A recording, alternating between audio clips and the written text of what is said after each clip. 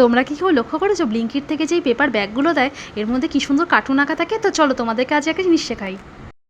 প্রথমে এই কার্টুনগুলোকে ব্যাগ থেকে খুব সাবধানে কাটিং করে নিতে হবে। তোমরা কারা কারা স্টিকার পছন্দ করো অবশ্যই কিন্তু জানিও। আমি কিন্তু স্টিকার খুব পছন্দ করি, ছোটোবেলায় ডায়েরিতে আমরা স্টিকার লাগাতাম। তোমরা লাগাতে অবশ্যই কমেন্টে জানিও কিন্তু।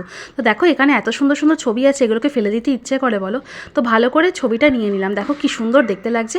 এবার ছবিগুলোকে সুন্দর করে ভালো করে কাটিং করে নিতে হবে। তো চলো আমরা আগে কেটে নিই।